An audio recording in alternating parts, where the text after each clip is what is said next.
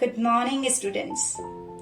Chapter 7 Decimals. Today we will learn types of decimals. Look at the decimal fractions on the board. 17.45, 292.32 and 1.49. What do you think in common amongst all three? All three of them have the same number of digits in the decimal part. 2, 2 and 2. Such decimal fractions are called like decimal fractions. Remember, same number of digits after the decimal part. On the right hand side, let's look at another set of decimal fractions. 12.46, 15.195 and 223.3914. Here, the number of digits after the decimal point are not the same. Such numbers are called unlike decimal fractions. It was easy, right? So let me ask you a very simple question. Can we convert unlike decimal fractions to like ones?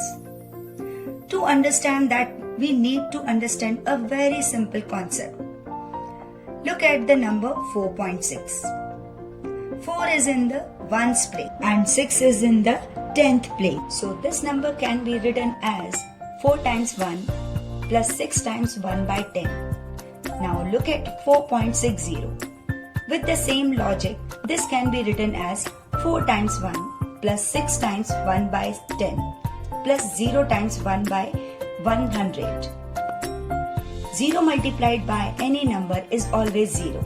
So essentially this value is equal to this value, which means 4.6 and 4.60 have the same numerical value. What about 4.600? It equals 4 times 1 plus 6 times 1 by 10 plus 0 times 1 by 100 plus 0 times 1000. As these two terms are 0, we can surely conclude that 4.600 has the same numerical value as 4.6. It means that if we add zeros on the right after the last digit of the decimal part, the value of numbers does not change. Now look at this question. We have to convert these three decimal fractions into like decimals. As the number of digits after the decimal point are not the same, we can say they are unlike. To convert them into like decimal fractions, the first thing we need to do is find the decimal fraction which has the highest number of digits after the decimal point.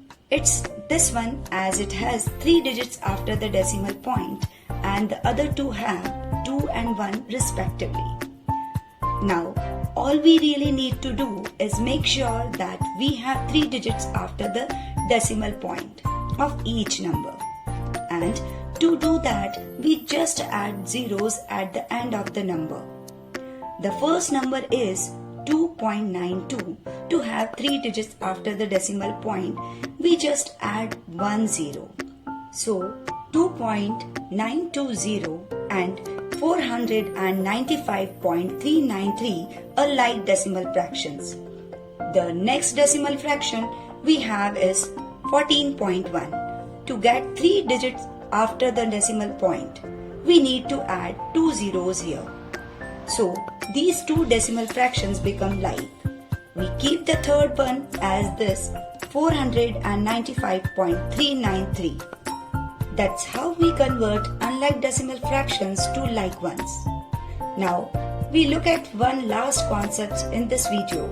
What are equivalent decimal fractions? Two decimal fractions are equivalent if they have the same value. Look at these three pairs of numbers are 0.65 and 2.65 equivalent.